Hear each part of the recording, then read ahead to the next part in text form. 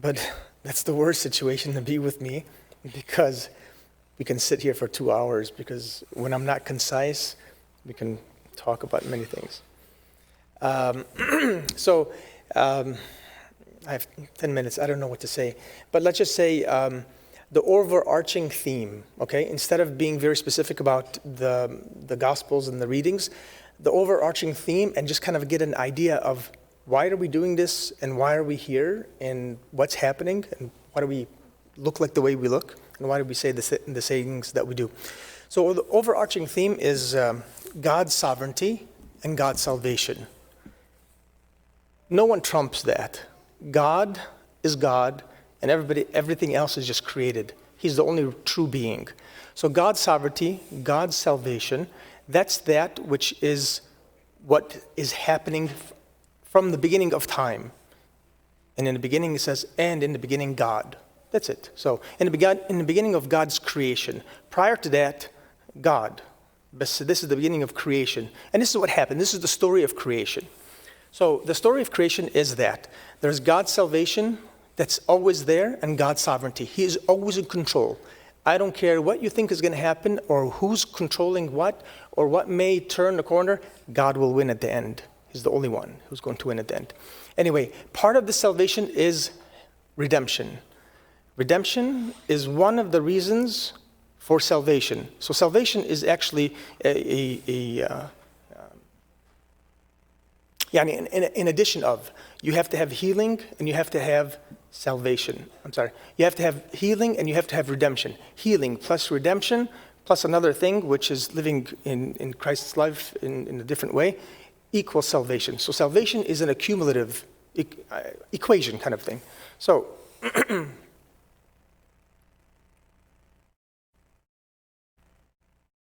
the readings are all connected. The gospel reading is connected to the psalm reading, is connected to the prophecy reading, okay? So when you're paying attention, pay attention, okay? If you're not paying attention, pay attention. The gospel reading is the message. There is a little introduction to it, which is the psalm, okay? It's just a few words. You can just maybe capture a couple words. And then if you want to really get into it, the prophecy that's right before it actually carries the message of why Christ did this, or why did this happen at that time. So the prophets of the Old Testament. So that's why there's always a prophecy, a psalm, and a gospel, okay? So, and they all carry that theme. This is about salvation. Something happened for something to be saved. That's what salvation is, okay? God made man in his image and his likeness because he loved him. There was no other reason. God created man in his image and his likeness because he loved him. God did not specify a chosen people. God did not have a chosen people. He chose Adam and all of Adam's children. He did not have any specific Israelites or Hebrews or Christians. All humans were God's children. So, in the beginning, God created man in his image and his likeness. God did not specify a chosen people, but just as all of the children of Adam and Eve. No Jews, no Gentiles, no Christians, no non-Christians, no differentiation. God loved Adam and Eve and would have continued to do so if it wasn't for one problem, the evil. The evil that entered disrupted his plan. Of course, God is not a loser. He's going to win. And as he knew that this was going to happen, he planned for their salvation from that moment. Do you remember what happened? This is what we read earlier today in this morning. Adam and Eve sinned, and we started from Genesis, and you'll see how we go from Genesis all the way through the Old Testament. When Adam and Eve sinned, he covered them with skin of a lamb or a sheep.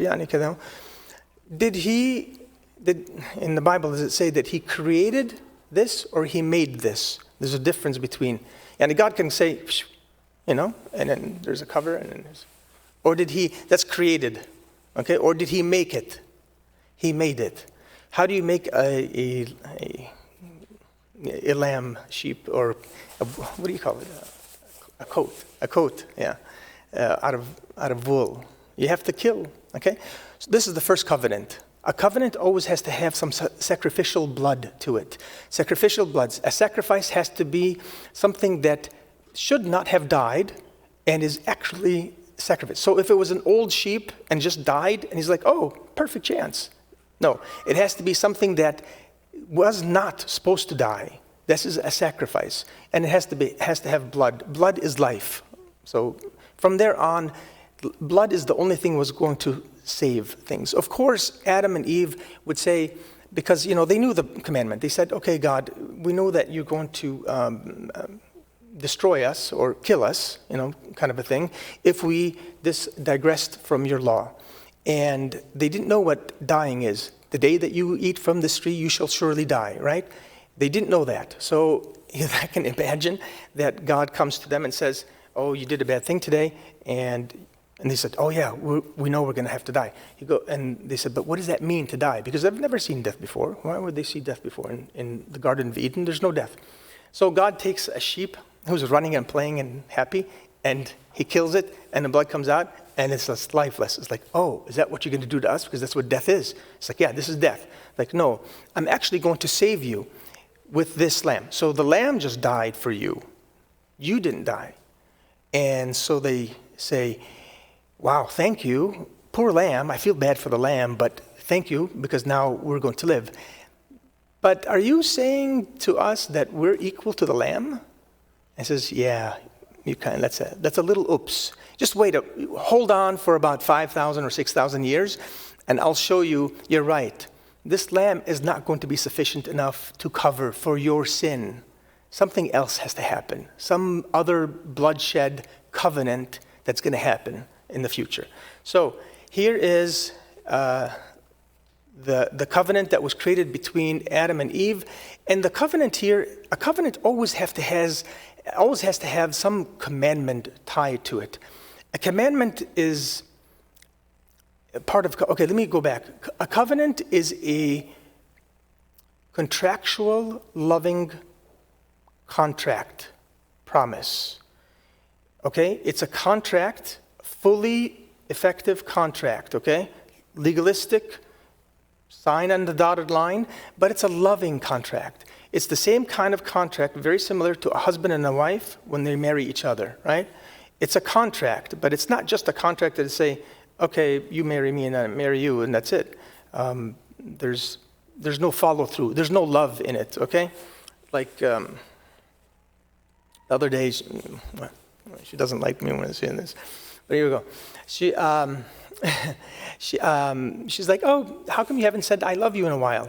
I'm like, that's no problem. Didn't I say it 25 years ago when we got married? Do I have to say it every day for the next thing? So, I know it's being silly, okay? But the idea is that the contract and the love, they have to go together. So a contractual love, that's a covenant, okay?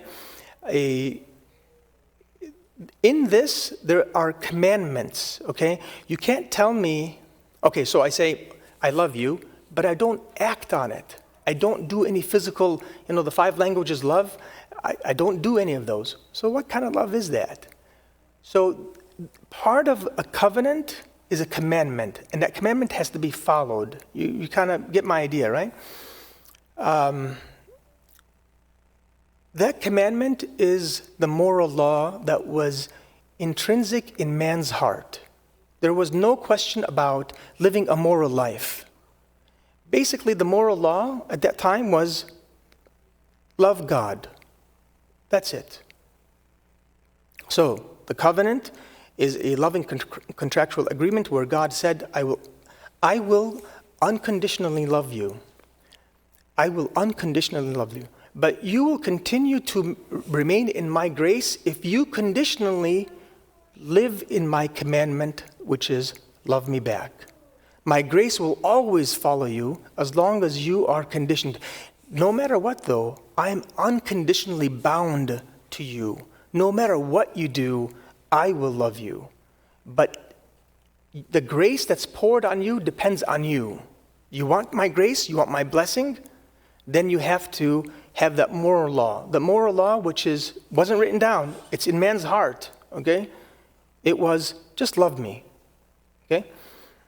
Later on, we find out that, of course, they didn't follow through, and that moral law had to be written down for the first time. Now, God never intended it to be written down, because he didn't want it to written down on the tablets, right? Moses, right? The 10 Commandments. That's the moral law, okay? Prior to the written commandments was the moral law, but here it was written down. He didn't want someone to write it on a piece of paper or on a tablet, and then after a while, they put it away. So that's not God's plan. God's plan is to put it in the hearts. So unfortunately, evil took over, Adam and Eve. They didn't live a good life, and we're diseased with the sin that's like a pandemic. So it took over the entire world. This is chapter 3 of Genesis so far. Chapter 4, we see the results of this evil. Cain kills his brother Abel. Chapter 6, we see the first time that God steps in to rectify the whole situation, a flood. There was one man left and his family, Noah, the only righteous man on the entire planet Earth. And he was going to also die because of the evil that was around him. So to save Noah was to flood the world. Okay? Not the other way around. God wasn't angry at the people and wanted to kill them. To save the only righteous person left and his family was through the flood. Noah is about 10 generations from Adam. It's not far, yani. It's very quickly the sin occurred. Then he creates a new covenant with Noah. Noah gets out of the ship and says, okay, let's create this new covenant. Same covenant, I love you unconditionally, you have to love me back. There's a sacrifice, and go and populate the world. He has 3 sons, Shem, Ham, and Japheth. They all kind of separate. They lived okay for a while, but then, of course, evil, the disease of evil. See, that's the problem. Evil already was a disease. A disease you can't, like a pandemic, it's there. It's replicating, it's going from one person to the next. You can't stop it. But he did teach them to do a couple things just to rectify these things. That's the sacrifices and things like that. Anyway, so for the first time, God said, I can't deal with all of the population. I'm going to have to deal with one person. That's Abraham. Abraham is a great grandson of Shem. Okay? So Ham, Ham, and Japheth. So Shem goes out into the Iran area and lives in that area. From there, 10 generations again, there is a son, a guy called Abraham that was born. And God says, he's the only one righteous that I have to make a covenant with. So he makes a covenant with Abraham and says, I'm going to create this salvation promise, but I'm not going to create it here in Iran and Iraq. I want you to move from the land of Ur and go into this area near the Mediterranean, the future Israel, and I want you to find this Mount Sinai, and I want you to do all of these things, and your son Isaac and all of that kind of stuff actually occurred in Jerusalem, near Jerusalem, and where the temple is about 2,000 years later. So he transfer him there, and he creates a covenant with Abraham and promises him and his descendants now. It's not just Abraham, but all of your descendants. If you guys live as an example of how you should, as a moral life with me, then my unconditional love will continue to go to you. It's unconditional anyway, but my grace with you will be with you always if you follow my moral law. The moral law was already understood. It's intrinsic into the heart. Of course, they did not live in a moral situation. Abraham, after Abraham died, Isaac and then Jacob then moves into Egypt, and there they become enslaved by the Egyptians, and they needed salvation out of that situation. And then they move out. Moses helps them to, out of the Egypt through the Red Sea. And he creates this, the new covenant with them, as rebellious as they were, though, and hard-hearted kind of thing. So for the 4th time, God recreates the covenant again, this promise with Moses and the Israelites. And then this is the first time that he actually writes the commandments down. Then the story becomes, it's the repetitiveness of, okay, I'll promise to, let's make a new covenant. Let's try to fix this problem, this sin problem that's always here. And let's recreate it, and it's recreated over. So then the judges come, and then the people refuse the judges, and they want a king like everybody else, which is really another way of rejecting God and rejecting his moral law. They want their own king. And this is when King Saul came, and David, and so on. And we have 25 kings until finally Israel is completely destroyed, North and South Israel, and they were exiled into Babylon and the rest of the world. But then a new era happens, a new idea happens, which is the problem of the Pharisees. So all of the people were like, okay, we don't want to fall back into this same problem again of us breaking the covenant. How can we make sure, 100% sure, that nobody breaks the covenant? So the Pharisees then kind of emerge, and then they're the ones who are now controlling the people, and controlling the people so tightly because they don't want to get into that same problem as they had before, and they get to the point that they break the covenant and they get exiled. They didn't want that to happen. So the Old Testament prophets, including up until the Pharisees, the purpose of the Old Testament prophets was to criticize the falling away of the image of God and the likeness of God. So if you say that you love him, you better behave that way. We don't want that hypocrisy. We don't want that evil life. You live the moral law. You can't live in the covenant unless you follow that moral law. So the Old Testament prophets, including St. John the Baptist, St. John the Baptist is the last Old Testament prophet. He's intertestamental, of course. He's in between the two testaments. The message is, you got to live the moral law. The moral law of God is, and if you question it, it's deep in your heart. And if you don't know deep in your heart, it's written on the 10 tablets, or on the tablets, the 10 commandments. Here the Pharisees said, okay, we're going to try to live it so you can't walk more than 10 feet, and you can't do this on the Sabbath days because we don't want to break the law. But they took care of the so minute things that they forgot the real reason, okay? So the reason for the season kind of thing, it's the same as our Christmas. We get so bombarded by, the Christmas lights, this and this and this, and you forget about the reason for the season. One of the priests that taught me this, he said, say you have a baby, and you want to give the baby the first bath, and you want to make sure that the water is perfect in the situation, and the soap and the bubbles and everything, and the water temperature and things like that. And then you bathe the baby, and you throw the water out with the baby, and it's silly.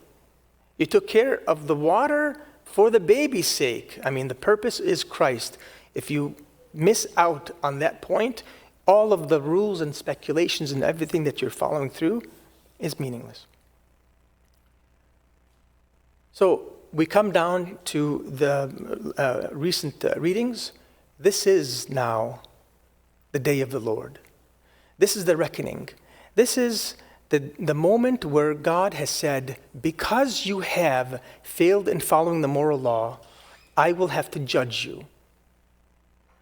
This is the day in the prophets, especially Hosea and Amos and Isaiah, lots of examples. He says, there was a man who planted a vineyard, and he planted the vineyard high on a mountain. High on a mountain means it was protected from the foxes and the little rabbits. And he put a hedge around it. And so one day the master comes to the vineyard and says he was expecting good grape, but the grape was sour. It was awful. So what does he do? Okay. Another one is he tells Hosea, you're a good man. I want you to go marry a good woman? No, a prostitute. A woman that is going to be continuously unfaithful to you. You're going to show her love every day, and you're going to sacrifice for her every day. And every day she's going to turn and give you her back. She's going to walk away. She's not going to ever repay your love. This was all. His life, unfortunately, unlike the other prophets, his life was the message. The other prophets just was a message. He lived the message, and then later on had to write about it. All of this is because of your lack of following the moral law, loving God, the day will come. Prepare yourself, he says. Watch and pray, right? This is the last. Watch and pray because the day has come. The judgment is coming. A lot of times he would say the judgment is coming. The judgment is coming where the old covenant, the Old Testament is done. There's got to be a new covenant. There's got to be someone who's human that God the Father can make a covenant with, and he will follow the covenant and will not break it and will follow the moral law. Some human, where is he? How can that be? You know who that human, divine human, who he is.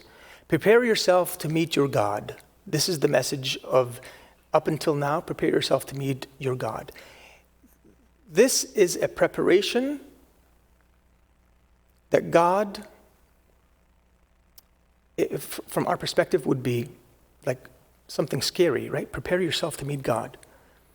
Actually, his judgment and prepare yourself to meet him and the day of reckoning and all of these scary words is on Friday, Good Friday, the greatest day, the day of redemption. Prepare yourself for that day.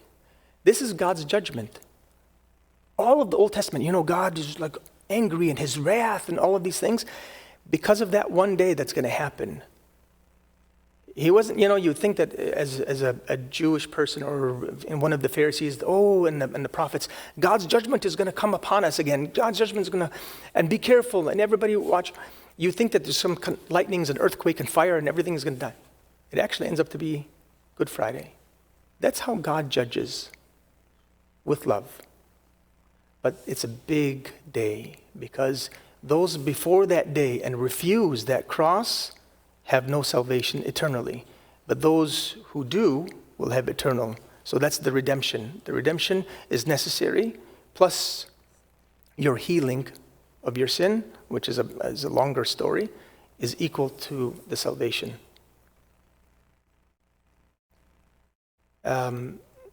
So just back to the situation. So here's where we're at. We're living in a dark, black, situation. We're basically rewinding time as if we haven't seen salvation yet. We don't know what's going to happen on Friday. That's just the church is like an enactment. It's a pretend that you don't know. Pretend you're not even Christian yet. Can you imagine not having salvation? You'll be living in this darkness, depressive, just don't know. Yes, it has some death related to it because eternal death and darkness and black and things like that.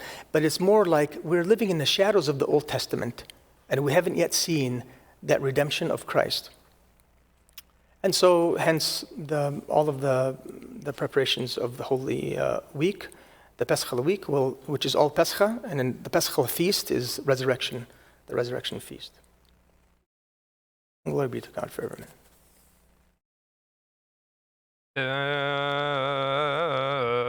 Christos